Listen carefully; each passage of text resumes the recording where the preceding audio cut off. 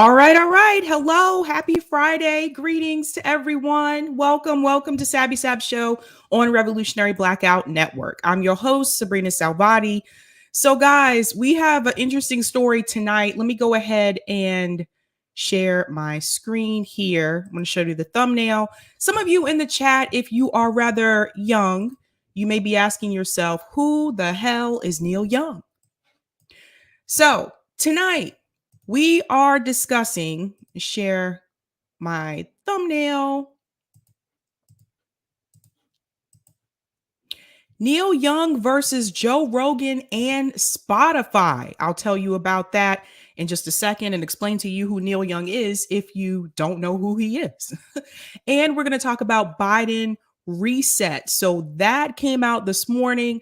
I'm going to get into that discussion as well. Shout out to everyone watching on YouTube and Twitter. I still can't get into Rockfin on this account. I have to talk to JB about that and figure out what's going on with that because I still can't get in here. So it is what it is at this point, man. It is what it is. So I want to give shout outs to people in the chat. What is going on? Super Patriot says, Neil. Oh, man. Oh, boy.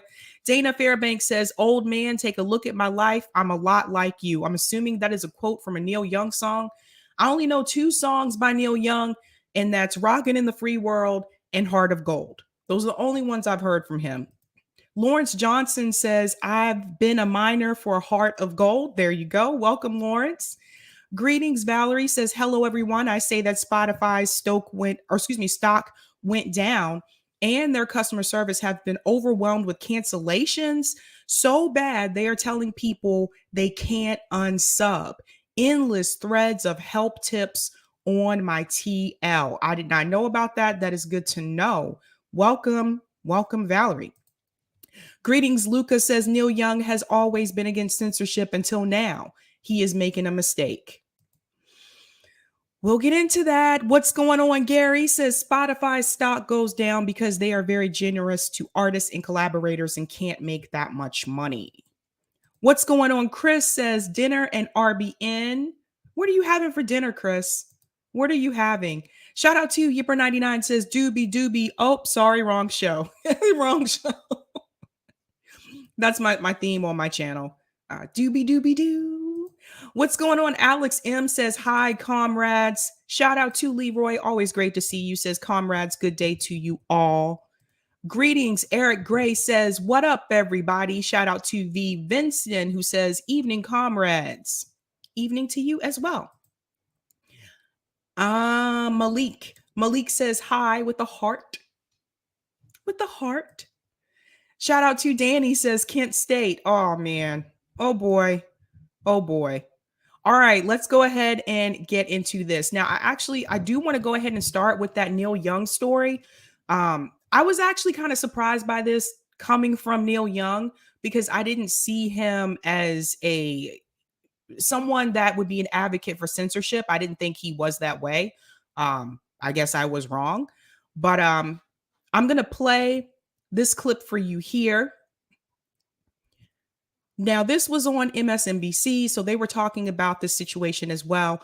For those of you who do not know, obviously, Joe Rogan has been under a lot of heat about his content on Spotify.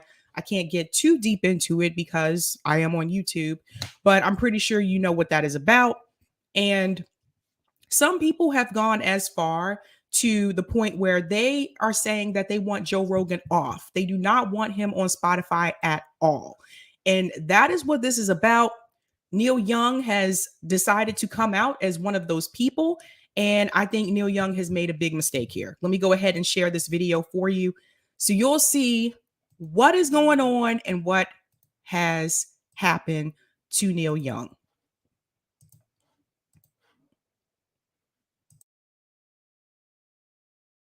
If you go on Spotify this morning, you won't find most of Neil Young's music.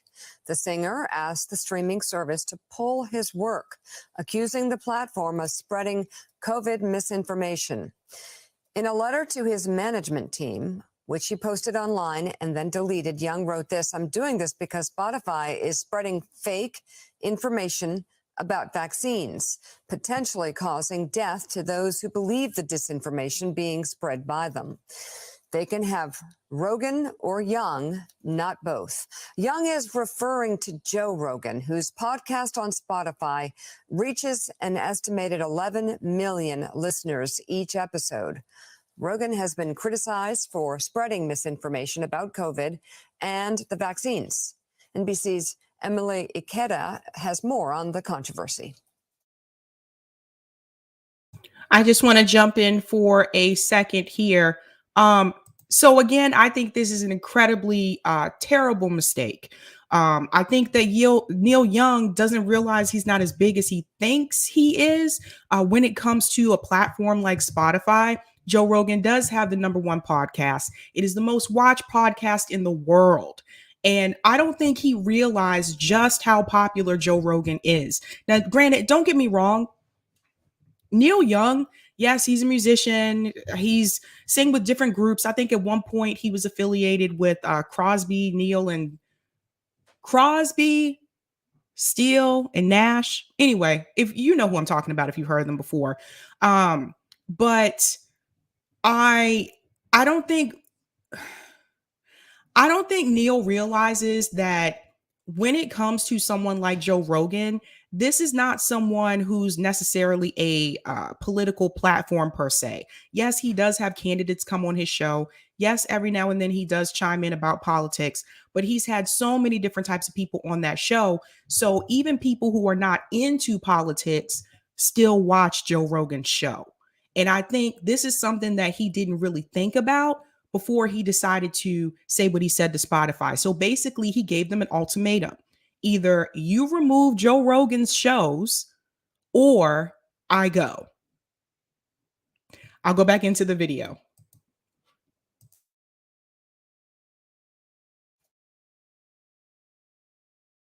Adverse risk. It's like yes. a 2 to 4-fold increase in the instances of myocarditis. Yes, but you know what? Hospitalization. You know that there's an increased risk of myocarditis among that age cohort from getting COVID as well, which exceeds the risk of myocarditis from the vaccine. I don't think that's true. I don't think it's true. No. I don't think it's true that there's an increased risk of myocarditis from people catching COVID that are young versus increased risk of myocarditis from the vaccine. No, there is. There's both. Well, let's look that up. Myocarditis more common after COVID-19 infection than vaccination. But is this with children?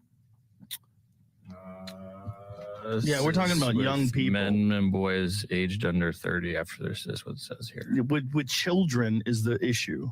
Well, no, we were talking about 15-year-olds. Well, we're talking about young children. Male child. 12 to 17. 12 to 17, more likely to develop myocarditis within 3 months of catching COVID at a rate of 450 cases per million infection. This compares to 67 cases of myocarditis per million at the same time following their second dose of Pfizer. Yeah, so you're about 8 times likelier to get myocarditis from getting COVID than from getting the vaccine. That's interesting. Now, that is not what I've read before, but also it's like, even when we're reading these things, it's like, what are we getting this from? Was this from the VAERS report? But even from the VAERS reports, when they report this stuff, it's like the amount of people that report, it's the underreporting. That's Joe Rogan being checked out in real time. It sounds awfully familiar for my friends who get information from Chinese conspiracy websites. When confronted with the facts, they go, well, that's not what I heard before. No offense here, but MSNBC, your reporting isn't that much better. You lie to people daily. You misconstrue like facts often. You don't give people the full story half the time. So we should trust you too? I don't think so. Interesting. Sorry, I hit the wrong button here. Going back into the video.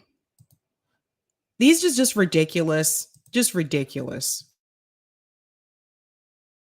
And then questions actually the information there. So anyway, so that was him being called out in real time.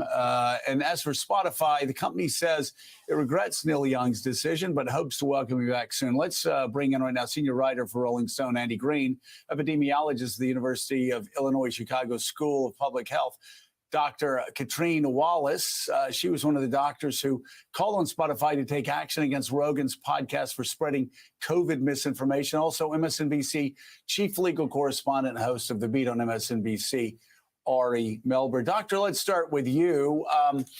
You and other doctors put out a letter, sent it to Spotify, complaining about the misinformation that's going on. He's got a massive audience. I think like 10, 11 million people listen to each one of his podcasts. Why did you all feel the need to send a letter to Spotify? When misinformation about, I mean, we're in a global health emergency right now. And when misinformation is being allowed to spread unchecked on a platform of that size, it creates a sense of false balance where it's like there's two sides to the scientific data when really there's not. The overwhelming evidence is that the vaccines are safe and effective. And we've normalized between 1,000 and 2,000 deaths per day in this country from largely preventable deaths from COVID. And between June and November of 2021, it was estimated that over 160,000 of those deaths could have been prevented with vaccines. So misinformation about vaccines and about the pandemic is actually killing people.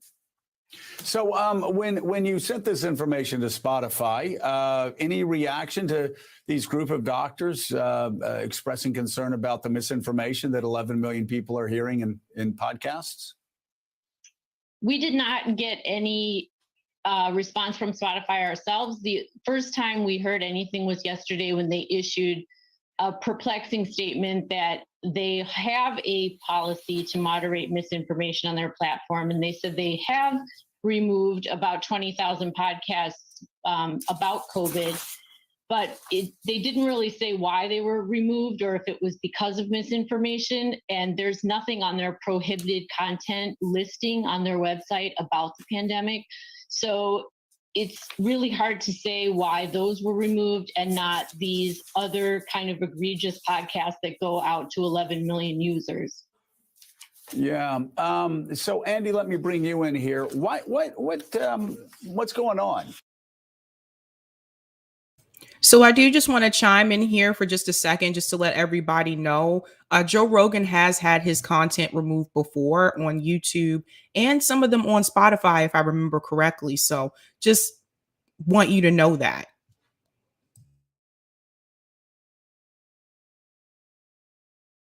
With Spotify, they claim they certainly claim to be trying to snuff out anti-vax information, but they're not touching Joe Rogan. Is he just too powerful for Spotify to cross, even when he's putting out dangerous information?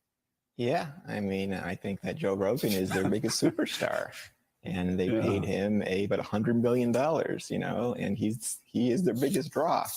And I'm sure they like Neil Young, but Neil is just nowhere near that. So they had to choose, and they picked the star, and they picked the money, at least so far. I think it's possible if a few more big stars leave, it will put more pressure on Spotify, and they might reconsider. It's sort of hard for me to see that.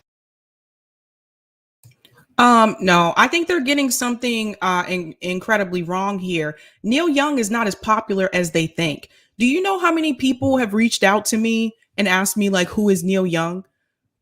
I'm just being serious. Like, he's not as popular as people think. More people, especially like younger people, know who Joe Rogan is. They're less likely to know who Neil Young is. And I think that's something they need to really understand. So if someone like Neil Young says, hey, I'm going to pull my songs, Spotify's like, Joe Rogan is bringing in millions and millions of viewers for us. We're making way more money from Joe Rogan than we would from you. So why would we keep you and get rid of Joe Rogan? At the end of the day, it's all about money. It's all about money. That now. I think that Neil is a very bold guy, and he puts principle above profit. I'm not sure that many of his peers are going to do the same thing, unfortunately. Yeah, I mean, Andy's always. Neil Young's always been that way. Andy, obviously, he never shies away from a fight or a challenge. It is interesting, though, isn't it, that Spotify has put themselves out as a forward-thinking, progressive Swedish company, corporation you just walk through there, you talk to the people who run it. There is no doubt these people like to think of themselves as very forward thinking. Sure. For their brand to be connected with a guy who is talking about ivermectin and passing out just information that public health officials are horrified by. It is not a tight fit for their corporate culture, is it? No, but they want to beat Apple and they want to beat Amazon, and they have the same albums that they do. So they want their own content. They want their own stars, and they hired Rogan, and I don't think they quite realized that this would happen. So they're being pretty squeezed right now. But I think they stick with him. You know, it's a sad thing, but they paid him a ton of money. And I think their goal is to just ride this out and pray that no people follow Neil and this kind of goes away. Yeah, it'll be interesting to see if other stars will follow Neil Young's lead. It's very funny the way you started that sentence. You said no. I think there's something that they need to understand. Today is a lot different than, say, 15, 20 years ago, right? Most people are not going to, record stores and buying CDs anymore. I grew up buying CDs, but that is kind of phased out. It's not as popular anymore. And a lot of people are downloading their music on Spotify or from iTunes.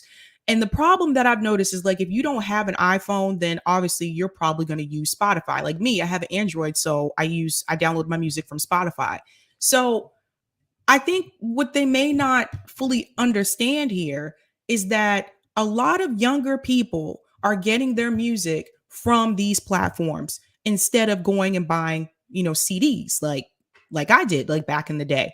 So if someone like Neil Young leaves, I don't think young people are going to be hurting for that. Like I said, a lot of people, like younger people, I'd say Gen Z and going below, don't know who Neil Young is. And I think that's what they need to understand.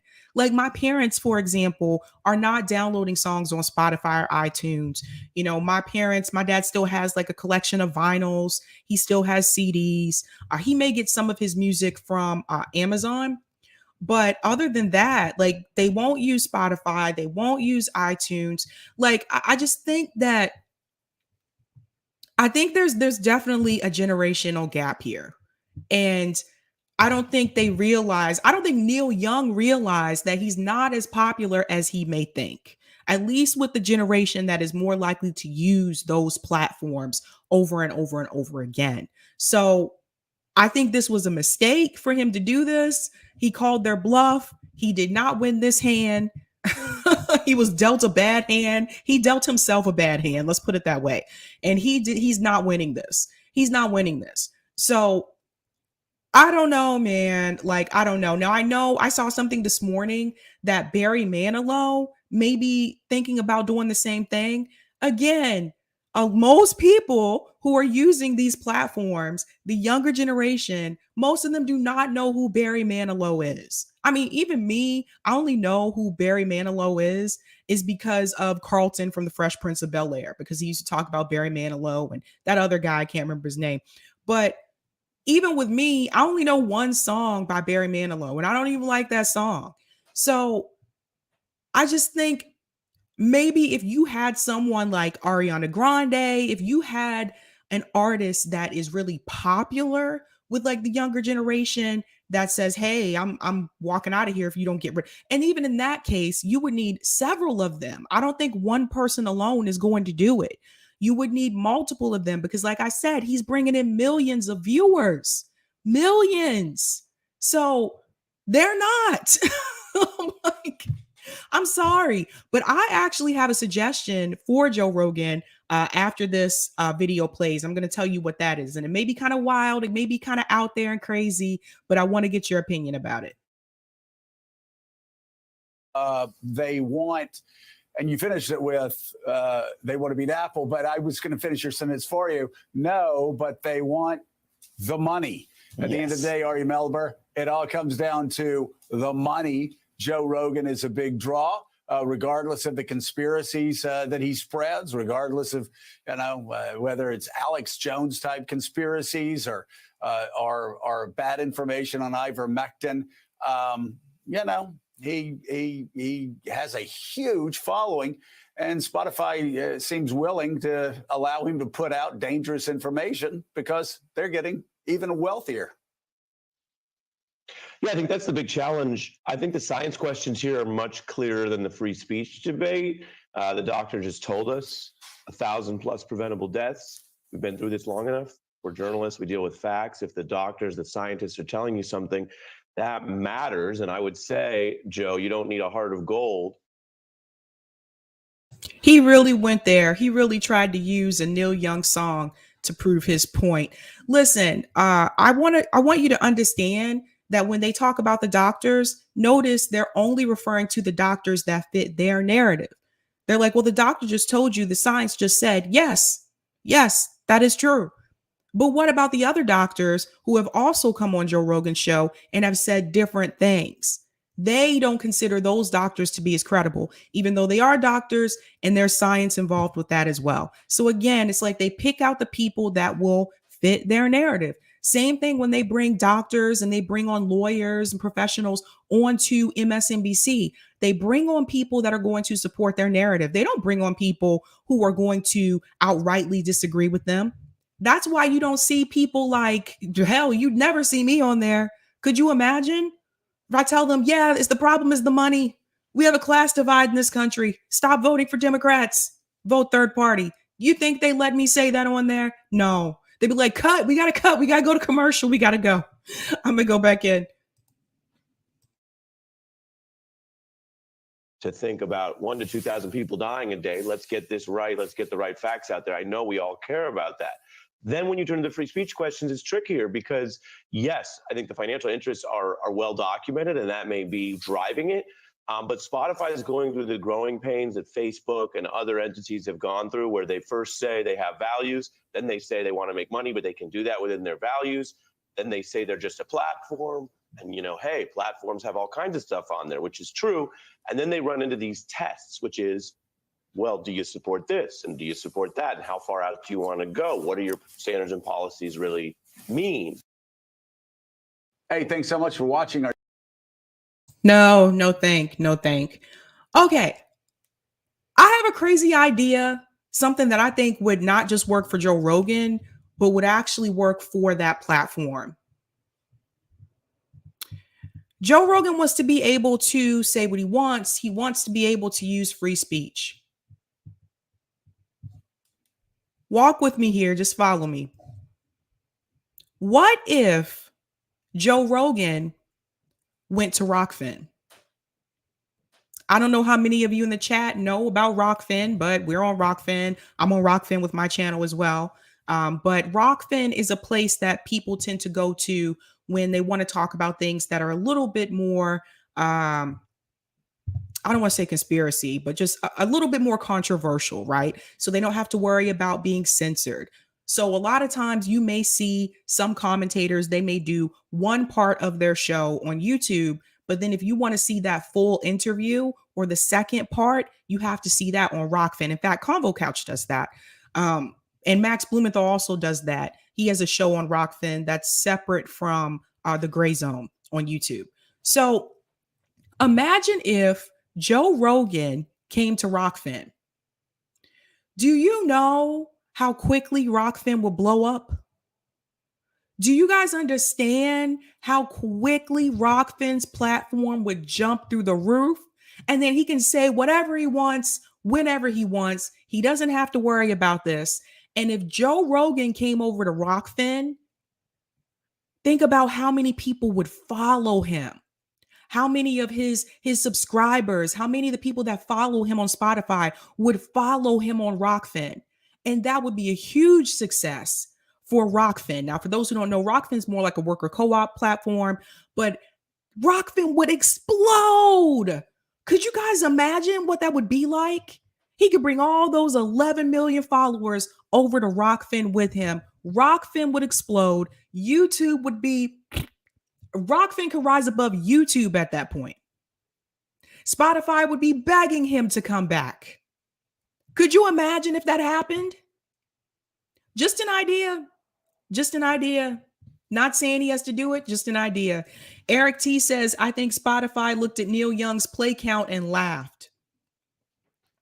I'm telling you, I should have done a poll earlier on Twitter asking people how many of them like knew who Neil Young was. But Silu said they would come after Rockfin, stay on Spotify. I don't know. Rockfin's been pretty protected. Like, we don't have these issues. I will tell you guys, we do not have these issues on Rockfin. They don't pull down videos. They don't censor content. Whatever you talk about, I don't get any type of notification that says this isn't suitable because Rockfin doesn't have ads. You see, guys, this is where the problem came in for YouTube.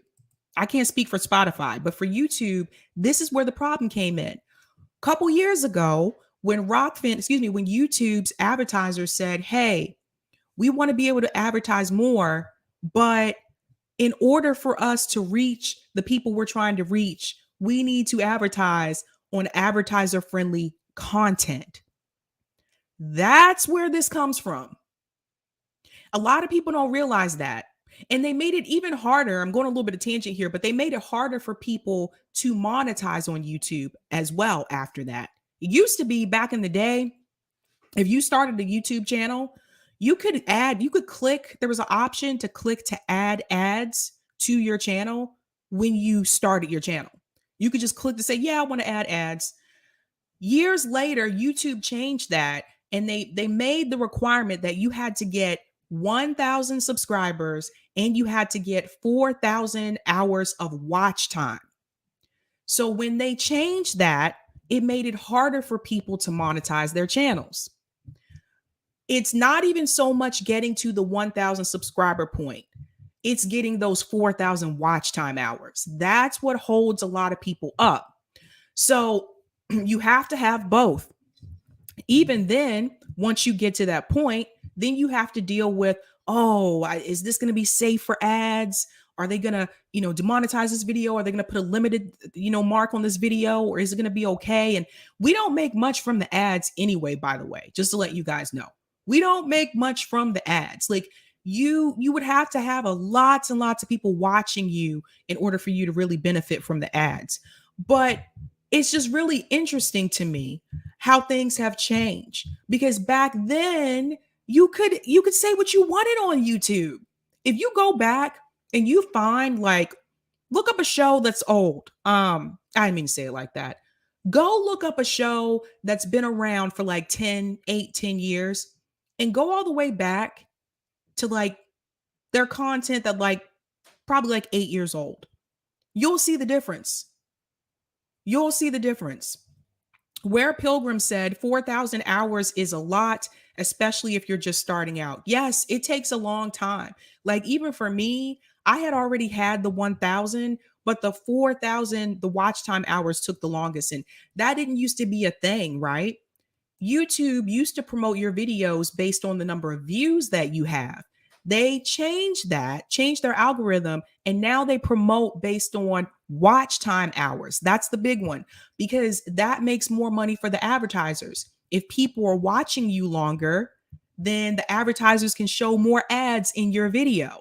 If people are only watching you for 5 minutes, that's not good for the advertisers. So it's all a game. It's all a game. But I still think if Joe Rogan came over to Rockfin, that would be something else. That would really be something else. It's going into 6:30, so I'm going to go into my second story, which is about Joe Biden. Oh, wait a minute. I forgot to show you this. So I don't know if you guys know the lead singer from Disturbed, but he had something to say about this whole conflict with Neil Young and Spotify.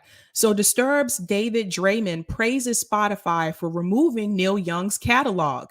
And here's what he went on to say.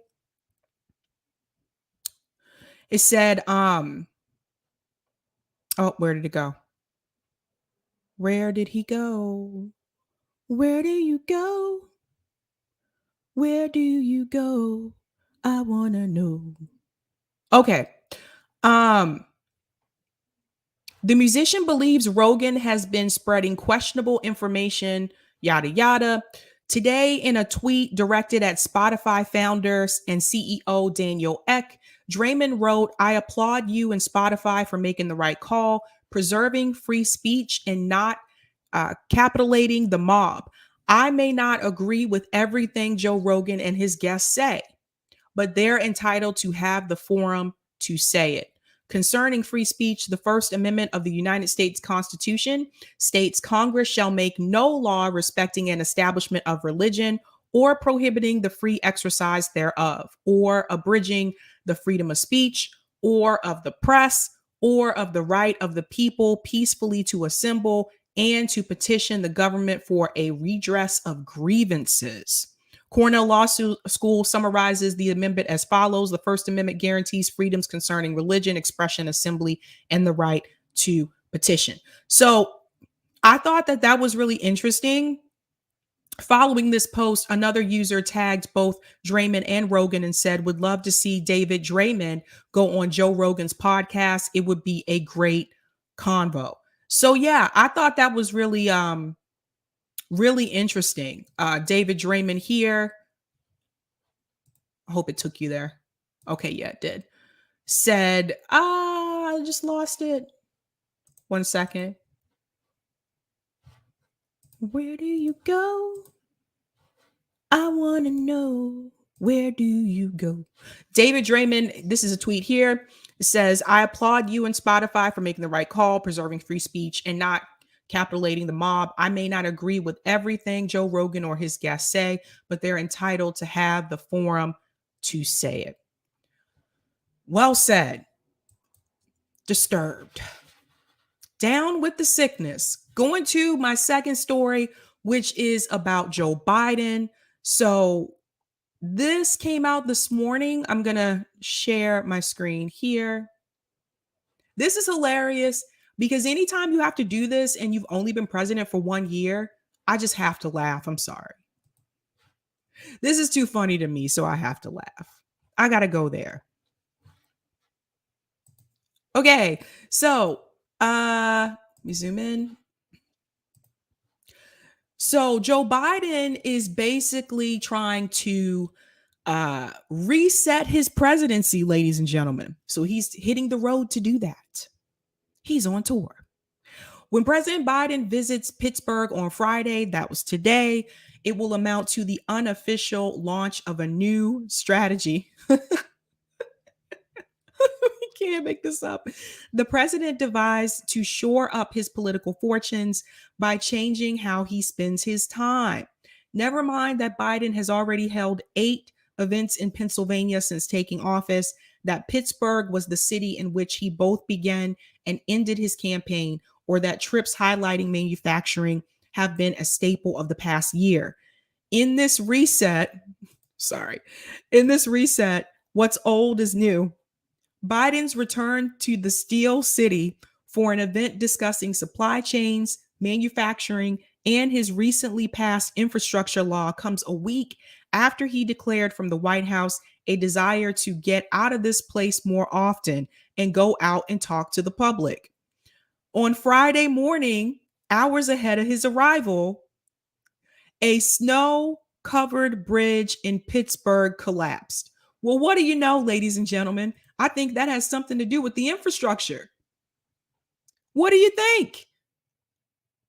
Under his new plan, the president will be spending less time wrangling centrist Democrats, Senators Joe Manchin of West Virginia and Kyrsten Sinema in Arizona, and more time jetting to places where he can highlight his achievements to ordinary Americans. What achievements? Quaker socialists, I see you laughing. Like, what are you highlighting? What are you okay. I'll carry on. He hopes this will boost Democrats ahead of this year's midterm elections. but for all the discussion inside and outside the West Wing of a tactical reset, events over the past week have shown that external forces will have more bearing on his trajectory than anything his staff can conceive of in a memo. A series of developments this week, all politically adventitious, provided a window into the challenges and opportunities facing a White House trying to dig out of a political hole by shifting Biden's public image. This is hold up. So Joe Biden's only been president for 1 year and he's already having to do a reset. That means he's done so much damage that he feels like he already has to go out and correct himself in front of the people and try to convince them that he's been doing a good job. 1 year, and you already have to go on the road and do this. And funny enough, it just happens that the place where he's going to in Pittsburgh, the snow-covered bridge collapsed. So if the bridge collapsed, he couldn't get to where he was going. But that goes back to the infrastructure, ladies and gentlemen. And a while back, when they started talking about Build Back Better, I went through that. I talked about all of those plans. I talked about the infrastructure bill. And I showed people how the amounts that they have for the infrastructure bill is not enough. I even showed people the amounts that the American Society of Civil Engineers recommended for infrastructure in this country. We weren't even halfway there for what they recommended. And for what they recommended, that was just for the maintenance. Bridge collapses. But what do I know? Justice Stephen Breyer's decision to retire from the Supreme Court created a rare political bright spot for Biden, who has promised to nominate a Black woman to fill the vacancy. Here we go. There have been signs that ongoing diplomacy with Russia over its buildup of troops on the Ukrainian border may be working, though any optimism at an easing of tensions with the White House is highly guarded. And a wintertime surge of cases have begun to ease in many parts of the country. White House officials see the very real possibility over the course of the next several months that the pervasive pandemic will start to dissipate, inflation will start to decelerate, and stalled legislative priorities will find pathways forward. Under that rosy but not unthinkable scenario, the sour mood that pervaded the country could begin to lift. I don't think so, boo. I don't think so. But there are clear limits to what Biden can personally do to ensure any or all of those things occurred as planned. And previous efforts to translate positive developments into political capital have fallen short. That has led some soul-searching moments in the Oval Office. Advisors and others familiar with discussions said Biden has wondered aloud why majority of Americans say the economy is doing poorly when the numbers show otherwise. Because the numbers don't show otherwise. Because you are only looking at, hold on, let me come out here. When we talk about the numbers for the economy, one thing to keep in mind, I talked about the unemployment population.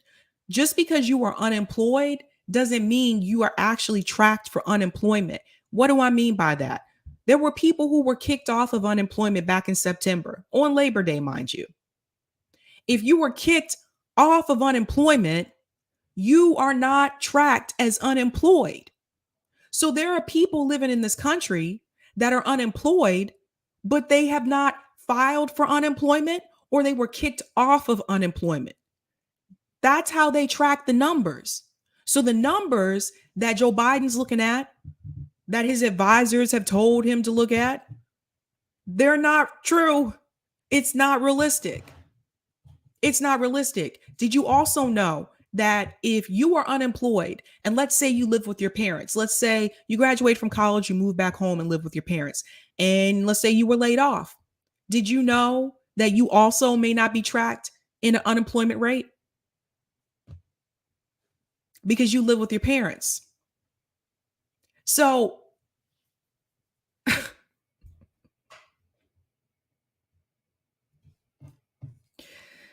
people need to stop looking at numbers and actually go out and talk to the people and see the people and what they're going through. And then he'll understand. But honestly, I don't think that Joe Biden's this stupid. I think he knows damn well that those numbers are worse than the reports say that they are. But he's not going to tell the American people that. He's not going to tell people that because he doesn't want people to panic and he doesn't want it to look like he's not doing a good job, even though we can clearly see he's not doing a good job. Goja Razilla said, at Eric Gray, I heard we need around 10 trillion to get our infrastructure to an average C plus to a B passing grade. I'll actually show that to you guys really quick. Let me come out of this article. I know this website like the back of my head now. Because I've gone through these stats so many times. Let me go to the infrastructure part. Infrastructure. Report card. Yeah, so I don't know if everyone on RBN has seen this. I've talked about this on my channel and I actually walked through this website. I don't have time to walk through all of it tonight, but this is the American Society of Civil Engineers. And right now, the report card for 2021 is a C minus. I would argue that it should actually be a D, but they know more about this than I do. But on this site, it's really interesting. You can actually click to see a report card just for your state in particular. But if you hover over all these different categories, you'll be able to see what the score is for the United States. So for example, I told you a bridge collapsed. They gave bridges in the US right now a C. For 2021, it was a C. Broadband, they didn't even bother to give that a grade. That's sad. Dams is a D. Drinking water is a C minus. Energy is a C minus. Aviation is a D plus. Now people fly all the time. Hazardous waste, D plus. Inland waterways, D plus. Levees, D. Public parks, D plus. Ports, B minus. Rail, B. Roads, D. Schools, D plus. The schools are a D plus, ladies and gentlemen. You know there are still schools in this country that still have lead in the schools. Solid waste, C plus. Stormwater, D. Transit, D minus. Wastewater, D plus. In other words, we suck. Like, that is horrible. That is absolutely horrible. Now, I do want to go into their recommendation because that was the part that I found really interesting. I don't even want to click on my state. I'm scared. I'm nervous. Infrastructure in Massachusetts.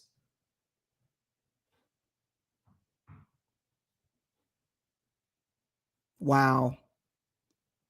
Yikes. 40 superfunded sites, bridges, 9% of which were structurally deficient in 2019. I would argue it's more than that. Okay, going into the recommendations. So let me go to that. With the heart of gold. Oh no. Now I'm singing that song.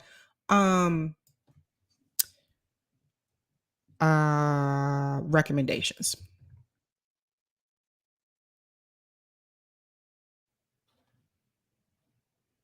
Okay. Because they put up, give me just a second, you guys.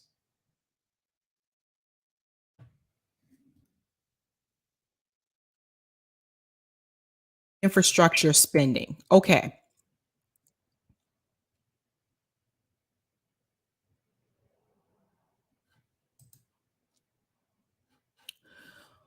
All right. Let me go ahead and share my screen. I'm going to show you this part first. Okay. As public spending on infrastructure declines, America will underinvest in its infrastructure by an estimated more than $2 trillion between 2016 and 2025. Again, that's from the American Society of Civil Engineers. So that's one part of it. And the other part here is the investment gap. Now, I'm going to make this a little bit larger because I do want you to see these numbers, because they're going to tell us exactly what we need.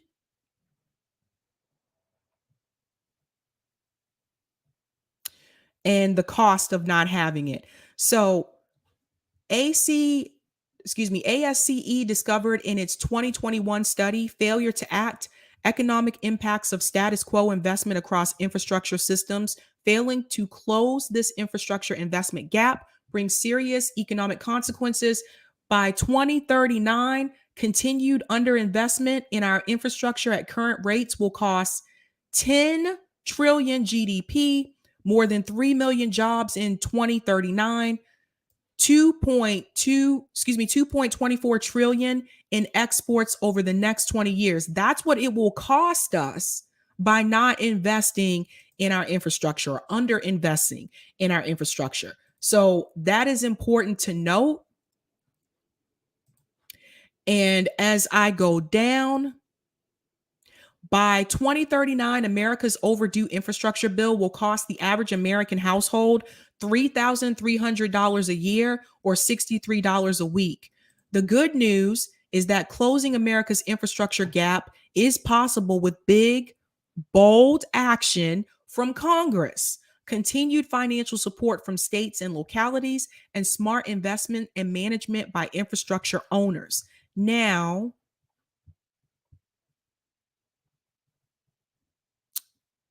trying to show you the amount that they got it.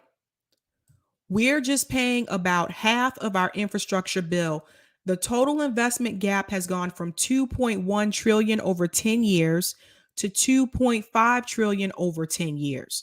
So the gap has increased, and it says every 4 years, ASCE estimates the investment needed in each infrastructure category to maintain a state of good repair and earn a grade of a B. By the way, this is just to earn a grade of a B, okay? The most recent analysis reveals that while we've made incremental immediate gains in some of the infrastructure categories, our long-term investment gap continues to grow. We're still paying about half of our infrastructure bill, and the total investment gap has gone from 2.1 trillion over 10 years to 2.59 trillion over 10 years. So in order for us to even things out, we would have to cover 2.59 trillion. We would have to cover that first. That's just to even it out. And when I went through that infrastructure bill, the amount was about half of that, if I remember correctly. So it shows you here for this chart. I wish I could make this chart a little larger. Oh, I can. Uh-oh, that took it out. Okay, here we go. This chart over here, it shows you like the total needs. Now, when they add up transportation, water, electricity, airports, waterways, and ports, dams, hazardous solid waste, levees, public parks and recreations, and schools, they're saying we need 5.937 trillion. So if you guys remember correctly from that infrastructure bill, it was nowhere near that amount. That's just the needs. That's what we need. The amount that is funded is 3.350 trillion. So we still have a funding gap of 2.588 trillion. So when people were saying to me, like, why are you so upset about the infrastructure bill? This is a win. You know, they were able to get that passed. We should be excited. No, dude. Did you hear the numbers I just showed you? The number that they had for the infrastructure bill, that was barely half. So what they're going to put towards that, and that's over the course of a couple years, by the time they pay all that out to fix the things that need to be fixed, the gap is going to increase even more. We're not even getting up to speed. We have to get up to speed. And then there's the amount that we need to fix the infrastructure so that we're good for the next 10 years. So that infrastructure bill that people were dancing about outside of the Capitol building, getting all excited, doing dancing with little Bill and the Bill mascot and everything, that doesn't even put a dent in it. 10 years from now, we'll be revisiting this again. And so when people say to me like, oh, well, you're being too hard on the squad, give them a chance. You're being too hard on congressmen and women. No, I'm not. This is not enough money. This is not enough. And I'm sorry, but take the personality aside, like take the personalities out of it, take the names out of it, and just look at the numbers. Now, that's from the American Society of Civil Engineers. Since they are civil engineers, I think they would know. I'm going to go to some of the comments in the chat. Bianca said Congress is only there to make sure all their donors' wants are met. Basically, pretty much. Presser said 6 trillion CARES Act went to Wall Street in 2020 while hardworking Americans lost their jobs, homes, and private health insurance. Yep. Kat Terrell said, and don't forget the climate engineering. That's right. I should put that in the chat for you guys so you can, I'll put that in the chat for you guys so you can see at site if you ever want to like reference this again, because it's a really good resource. Okay, I put that in there for you guys. So that way you can check that again yourself if you want to look back at those numbers. But yeah, Cloud 99 is correct. It's disgraceful. Like this is just not this is kind of like, imagine if you had to get car repairs and you go to the auto shop and they say, well, you need to get what's something that goes out that people don't really want to pay for because it can cost a lot? Your timing belt. I think that's what it's called. Yeah, your timing belt. So every, 1,000 miles, you're supposed to replace that at some point. I haven't gotten to that point. Imagine if you went to get your car fixed and the mechanic tells you, hey, this is what you got going on. You need to get the timing belt fixed. You need to replace your air filter. And you need to replace the two tires in the back, passenger side tires. And what if you were given money to get your car repairs fixed? But let's say you only have enough money to do some of these repairs. So let's say altogether the total is, I don't know, $1,000 to do all of this together. Let's say you were only given $200. So if you tell the mechanic, well, I only have $200, and the mechanic says, okay, that's not enough. And you say, well, what do you recommend is the most important thing that I get done, that my car pretty much cannot leave without, right? And if the mechanic is probably going to tell you the timing belt, if you're at that point where the timing belt is like, yeah, I'm not rolling with you anymore, dude. I don't know how much a timing belt costs, but let's pretend for the sake of this conversation, it costs more than $200. Now imagine he says, well, the timing belt is the most important. That's going to be 350, but you only have 200. So you decide to replace the air filter and replace one of the tires. Now you can probably get by with the other tire being a little out of shape for a bit, depending on where you live. But if your fucking timing belt does not work and you can't use the timing belt, you can't drive your car. That's what this is like. I'm just going to give you this amount of money. Do what you can do with it. And anything else that falls apart, oh well. But they can give $768 billion to the military industrial complex. You guys see the problem with the priorities here?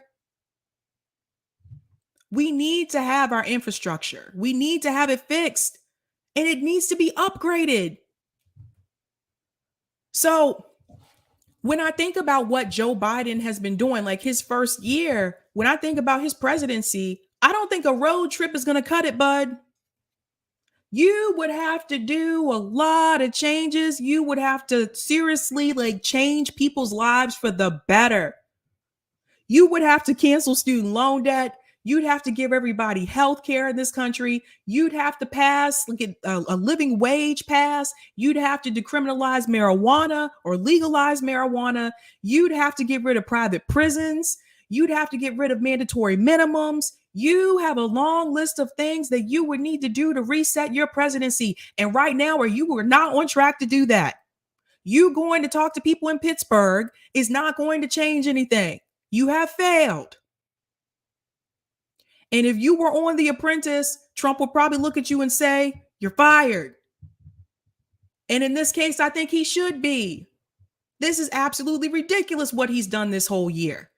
Nothing. Not one thing. He couldn't even give people a $2,000 check. You had to shortchange that. Thanks so much for the super chat. Cryon Synth 42, a generation of germaphobes creating uber germaphobes and traumatizing our children who will grow up to have dystopian manual 1984 as their future. I don't know if you guys have ever read 1984, but I do feel like this is what we're heading into. Thanks so much for the super chat. So this is where we're at, ladies and gentlemen. This is where we're at right now. Eric T said Biden's timing belt is frayed. And he's still trying to drive the car. It's only a matter of time when the car is going to break down. Aaron Fights for the People said the Dems negotiated themselves down. Shake my head. Yes, they did. They did. Hi, Chris. You're amazing, Sabby. Your message needs to be seen by every American. Oh, thank you. That's really sweet. That is really sweet. If you guys want more Sabby, you can come hang out with me at 8 p.m. Eastern Standard Time. Tonight, I will be on my channel, Sabby Sabs. Friday shows over there are a little bit more laid back, chill, a little bit more fun. And tonight, I am going to talk about... Tonight, I am going to talk about Jackson Hinkle destroys Sam Cedar. I haven't had a chance to talk about that yet because I don't stream over there on Thursdays. And Vosh attacks Kyle Kulinski and Hassan Piker about Ukraine and Russia. That is a very cringe moment. I am so sick of Vosh, and I don't like the fact that he's spreading dangerous information to so many young people, especially about imperialism and war. And we're going to talk about Candace Owens versus Minnie Mouse. They just can't leave Disney and M&M's alone. Now Minnie Mouse is the problem. She just wants to smile. Look at her. Minnie Mouse is just smiling in the background. She just wants to live her life. So definitely come check that out. 8 p.m. Eastern Standard Time on my channel, Sabby Sabs. Should be fun time. And other than that, guys, it is 7 p.m. It is time for me to head out, but have a good Friday. Have a good weekend. If you are in New England, bundle up and get plenty of food. We have a nor'easter coming tomorrow. And yeah, that's that. All right, guys. So have a good night. Keep up the fight.